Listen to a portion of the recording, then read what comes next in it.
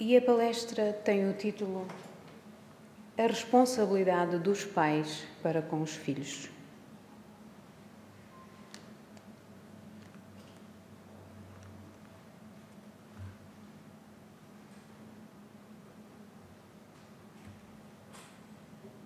Quem são nossos filhos? É a pergunta que se nos apraz logo para iniciar. Nossos filhos são espíritos. E o que é o espírito? O livro dos espíritos, relacionados com este tema, apresenta-nos mais de 80 questões que, direta ou indiretamente, estão interligados. Não vamos aqui escalpelizar o livro dos espíritos, pois este carece de um estudo pormenorizado e o tempo de que dispomos não nos permitiria a análise cuidada de todas estas questões. E nós sabemos que estes livros da doutrina são estudados à segunda-feira, das 22 às 23 horas.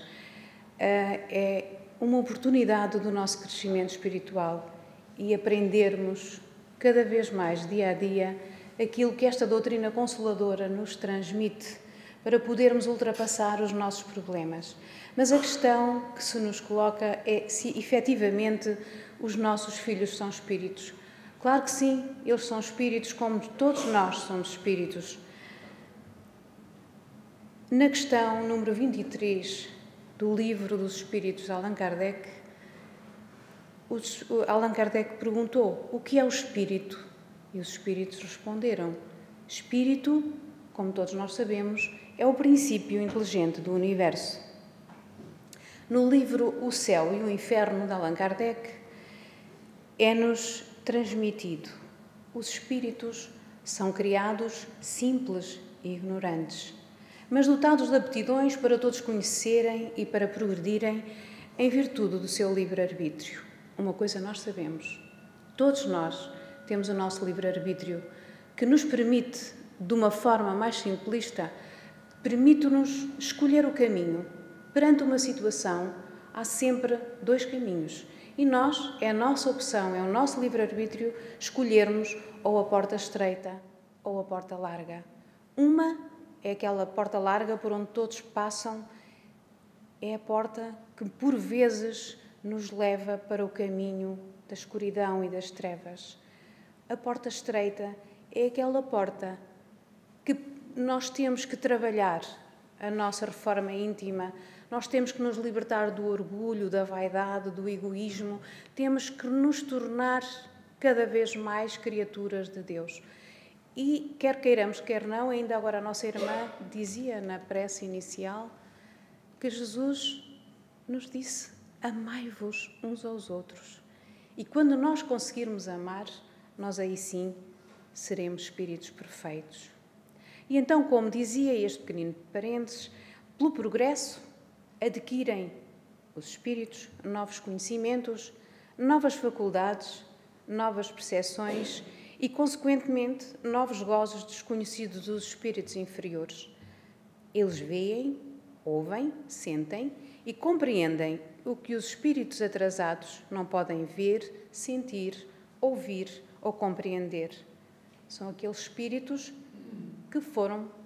que optaram pelo seu livre-arbítrio entrar para a porta larga. Por isso é que aqui eles referem como espíritos mais atrasados, porque todos nós temos a nossa caminhada para fazer e cada um à sua maneira.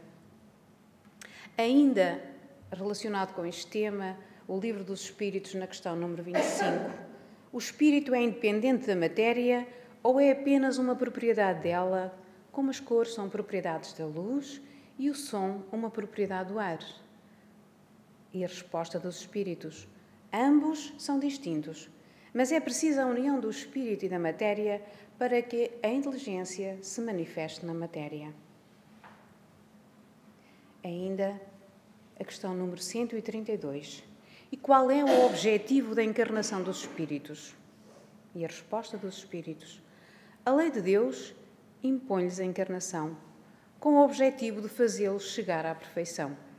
Para uns, é uma expiação, para outros é uma missão. Mas para chegar a essa perfeição, devem sofrer todas as tribulações da existência corporal. É a expiação. A encarnação tem também um outro objetivo: dar ao espírito condições de cumprir sua parte na obra da criação.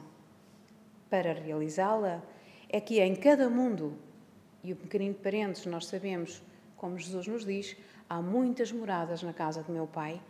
Portanto, ele refere que em cada mundo toma um corpo em harmonia com a matéria essencial desse mundo, para executar aí, sob o ponto de vista, as determinações de Deus. De modo que, concorrendo para a obra geral, ele próprio se adianta. Ainda a questão 133, eu disse que não ia dizer as 80, não íamos calculizar as 80, mas sim aquelas que me pareceram, na minha modesta maneira de ver, aquelas que se mais adaptariam. Já são poucas. Mas, então, pergunta, mas então de que serve aos espíritos seguirem o caminho do bem, se isso não os livra das dificuldades da vida corporal? É uma pergunta pertinente. Eles chegam mais rápido à finalidade a que se destinam. E depois, as dificuldades da vida são muitas vezes a consequência da imperfeição de um espírito. Quanto menos imperfeições, menos tormentos. Aquele que não é invejoso, ciumento, avarento ou ambicioso, não sofrerá com os tormentos que procedem desses defeitos. Esta é uma questão realmente que nos permite dizer que esta doutrina nos ensina, nos consola e nos esclarece. O espírito faz a escolha do corpo em que deve encarnar ou apenas do género de vida que lhe deve servir de prova? Pode escolher o corpo, já que as imperfeições desse corpo são para ele provas que ajudam no seu adiantamento, se vencer os obstáculos que aí encontra. Embora possa pedir, a escolha nem sempre dependa dele. Ao pesquisarmos para esta palestra, encontrei uma obra deste nosso irmão Hermínio Correia de Miranda. Ele nasceu em 5 de janeiro de 1920, desencarnou recentemente no dia 8 de julho de 1913. Ele foi um dos principais pesquisadores e escritores espíritas do Brasil e deixou-nos mais de 40 livros. Eu encontrei, precisamente nesta obra, Nossos Filhos São Espíritos, em que ele fala da responsabilidade dos pais ao assumirem o compromisso da maternidade e da paternidade. E então ele fala da responsabilidade. Já que falamos em responsabilidade, convém acrescentar que uma atitude consciente e responsável não deve ser deixada para ser tomada apenas depois que a criança nasce, mas pelo menos 9 meses antes. Não vejo aqui muitos jovens, mas se calhar, há uns anos atrás, há 32 anos, possivelmente, se eu tivesse tido conhecimento desta situação, talvez tivesse preparado a minha maternidade de uma forma diferente. E é bom que possamos passar a palavra aos nossos jovens, aos nossos filhos, aos netos, enfim, aos nossos amigos que têm filhos, para que eles tomem consciência da responsabilidade que é gerar um ser. E vamos continuar. Em verdade, poderíamos recuar ainda mais o alcance de tal atitude, pois a maternidade e a paternidade exigem de nós um mínimo de preparação que, obviamente, não dá para ser adquirido apressadamente em poucos meses. Gerar um corpo humano para que nele se instale um espírito é uma decisão muito séria, cheia de implicações e consequências, mas posso garantir-vos também que, em maior parte das situações, gerar um corpo humano é um ato de amor muito profundo. Ele diz-nos ainda que representa um convite formal é a oferta de uma nova oportunidade de vida a quem já existe numa dimensão que nos escapa aos sentidos habituais e que estamos propondo receber, criar e educar. É uma responsabilidade muito, muito grande. No livro ainda de Nossos Filhos São Espíritos, ele diz-nos: o bebê não deve ser fruto de uma decisão de momento, de um impulso impensado, de uma união fortuita, como que alienada, homem e mulher, geralmente jovens, que se unem, mesmo que seja por uma única e passageira vez na vida. Devem estar atentos ao facto de que pode surgir, naquele momento fugaz, uma nova existência para alguém. Hermínio Miranda questiona: há condições razoáveis para receber essa nova pessoa e cuidar dela e por ela responsabilizar-se, no mínimo, por um período de 2 décadas? Acima de tudo, a criança é desejada, é bem-vinda. Há espaço para ela no coração daqueles que estão promovendo o seu reingresso na vida terrena? Se um mínimo de condições satisfatórias não existe, 2 situações de maior relevância podem ocorrer. Ou a criança será uma pessoa rejeitada ainda mesmo de nascer, antes de nascer, ou ficará a mãe tentada a provocar ou a recorrer ao aborto para poder livrar-se do que passou a ser considerado um acidente infeliz. Hermínio Miranda ainda nos diz: se você não desejava o filho ou se sentia ainda despreparado ou despreparada para tê-lo, por não ter condições psicológicas e materiais satisfatórias, então deveria ter pensado nisso antes, não depois que ele está a caminho. Não assuma, perante o filho que está para nascer, uma atitude hostil, negativa, de rejeição ou desamor e indiferença. Se foi iniciado o processo da gestação, sejam quais forem as condições, alguma razão para que aquele espírito se tenha aproximado para acoplar-se ao corpo físico em formação no ventre da futura mãe. O mais provável é que se trate de alguém anteriormente ligado a ela ou a ele, ou ainda mais aos dois, a ambos. Trata-se de um ser vivo que tem uma tarefa a cumprir junto deles. A gestação de um corpo físico pode resultar de uma aventura irresponsável, mas o espírito que nele veio habitar não resulta de mero jogo de imponderáveis e acasos. É uma criatura humana, pré-existente, que se prepara para mais um estágio na carne. Não o despache de volta. Não comece a agredi-lo com pensamentos negativos de rejeição e desamor. Não o hostilize. A pergunta no Livro dos Espíritos, a questão 344. Em que momento a alma se une ao corpo? A união começa na concepção, mas só se completa por ocasião do nascimento. Desde o instante da concepção, o espírito designado para habitar certo corpo liga-se a este por um laço fluídico, que se vai apertando cada vez mais até o instante em que a criança vê a luz. O grito que o recém-nascido solta anuncia que faz parte do número dos vivos e dos servos de Deus. Isto respondem os espíritos. Hermínio Miranda continua questionando: você já não está bastante adulto e fisicamente amadurecido para gerá-lo? Pois então, deve ser psicologicamente amadurecido para assumir, nem que seja sozinho ou sozinha, as consequências do impulso inicial. Vamos repetir aqui e o faremos até à exaustão.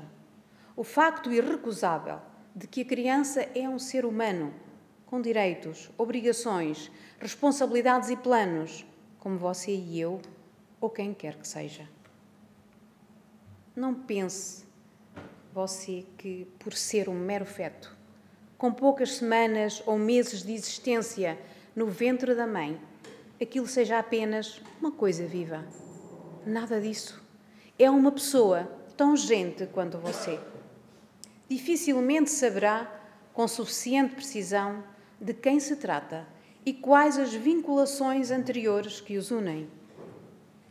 Pode ser, contudo, algum amigo muito querido de outras eras, que vem para testemunhar-lhe o seu amor, para ajudá-lo na difícil tarefa de viver, para fazer-lhe companhia quando chegarem os cinzentos anos de solidão e velhice, ou até para ser o seu suporte material da vida.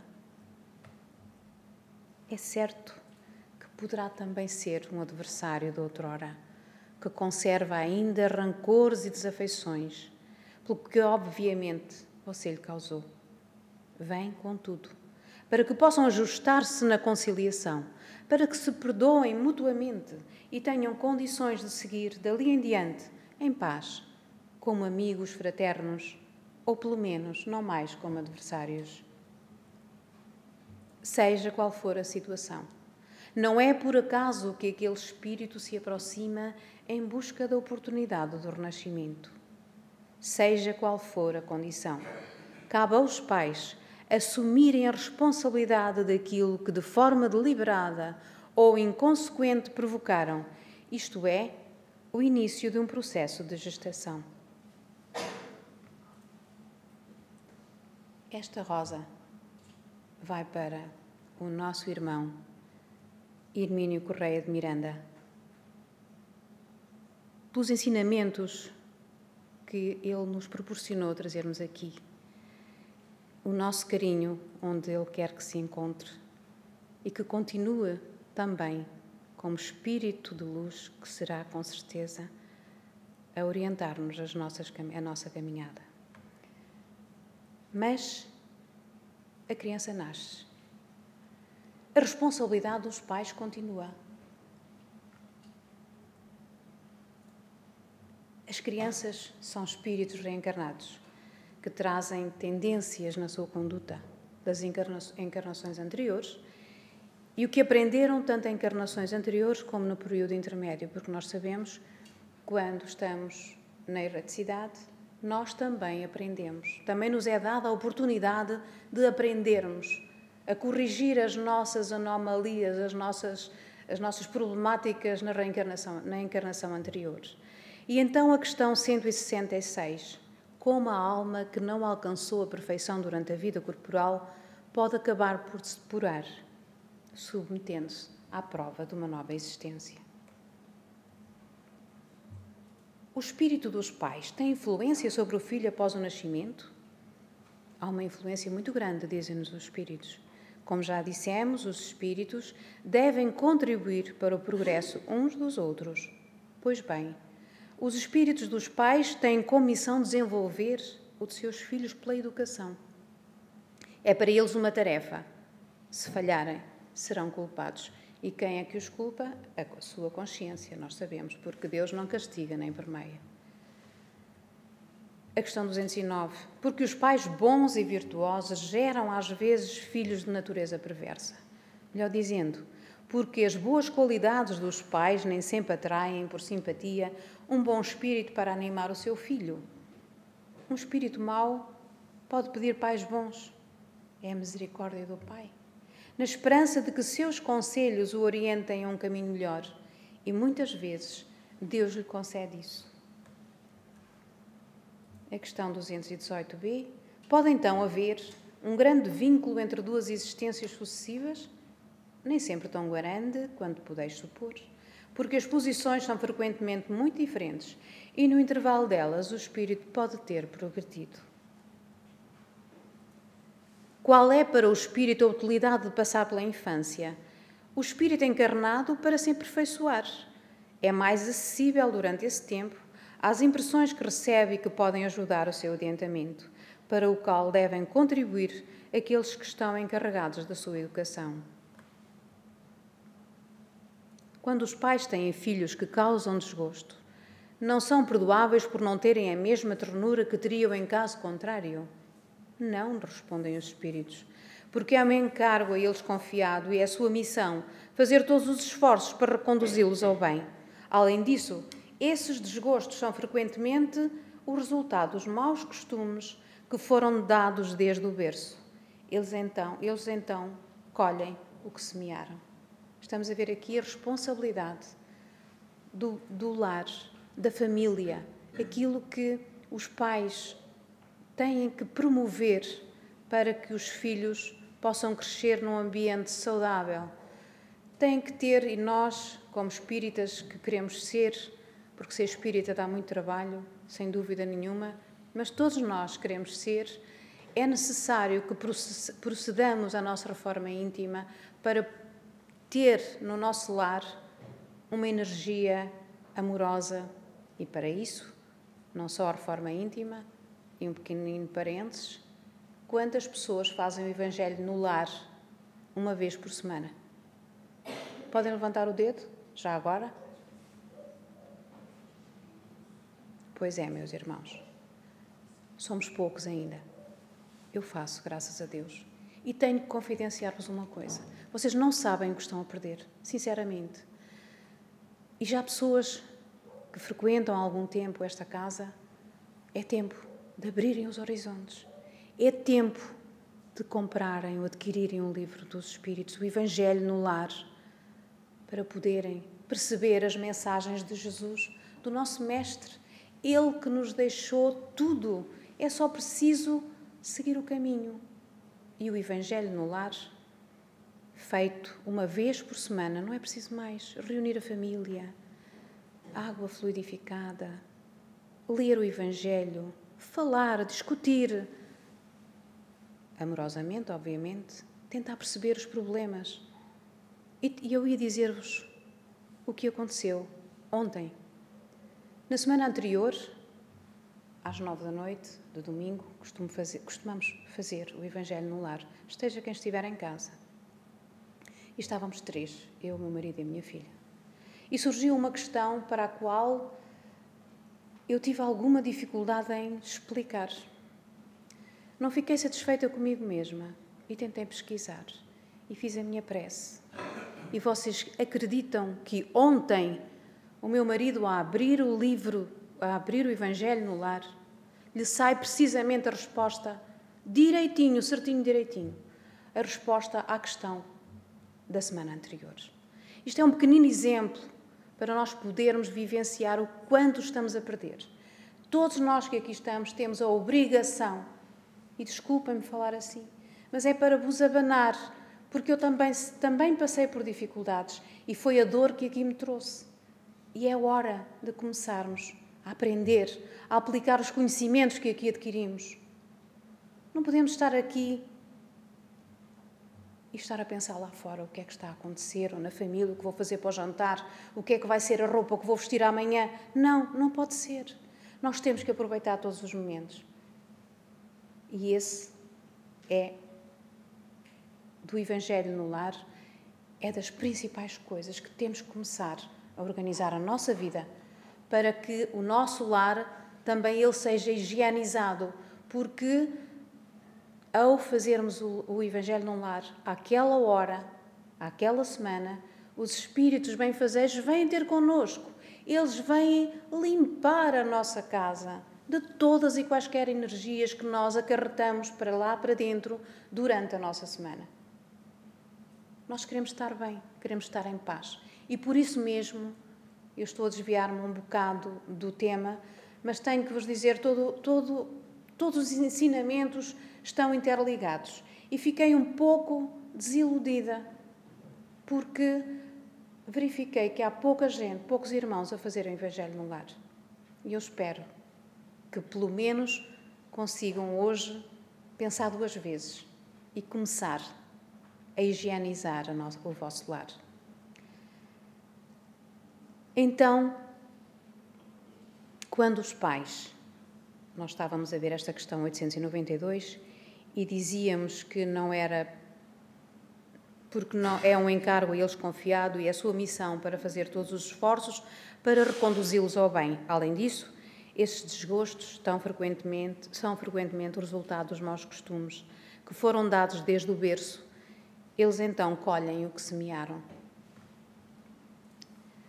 Consultámos as obras básicas do nosso querido Allan Kardec, o nosso codificador, o Livro dos Espíritos e o Evangelho segundo o Espiritismo, entre outras obras. Mas retiramos para terminar esta mensagem. É dirigida aos espíritas. Nós somos pequeninos ainda, mas queremos ser um dia. E então nos diz assim: ó espíritas, compreendei agora o grande papel da humanidade. Compreendei que quando produzis um corpo, a alma que nele encarna vem do espaço para progredir. Inteirai-vos dos vossos deveres e ponde todo o vosso amor em aproximar de Deus essa alma. Tal a missão que vos está confiada e cuja recompensa recebereis se fielmente a cumprirdes. Os vossos cuidados e a educação que lhe dareis auxiliarão o seu aperfeiçoamento e o seu bem-estar futuro. Lembrai-vos de que cada pai e cada mãe perguntará a Deus: que fizeste do filho confiado à vossa guarda? Se por culpa vossa ele se conservou atrasado, tereis como castigo vê-lo entre os espíritos sofredores. Quando de vós dependia que fosse ditoso, então, vós mesmos, assediados de remorsos, pedireis que vos seja concedido reparar a vossa falta. Solicitareis para vós e para ele outra encarnação, em que o cerqueis de melhores cuidados e em que ele, cheio de reconhecimento, vos retribuirá com o seu amor. Receber, criar e educar é, sem dúvida nenhuma, a responsabilidade dos pais para com os filhos. Este é um momento de reflexão, lembrando que as crianças, assim como nós fomos, são o futuro. E não podemos exigir mudanças que nós não nos dispomos a realizar. No Evangelho, Jesus diz-nos muitas vezes: vigiai e orai. Vigiai e orai. Vigiai os vossos filhos. Vigiai os vossos pensamentos. Estou a falar para mim também. Vigiai e orai. A prece tem que ser sentida. A prece tem que ser diária, a todos os momentos quase, perante as dificuldades. Diariamente, de manhã, à noite, não esqueçam o Evangelho no lar e vigiai e orai. Que Jesus ilumine todos os pais do mundo, todos os filhos, todos os espíritos, encarnados e desencarnados, e nos auxiliem na nossa caminhada. Que assim seja.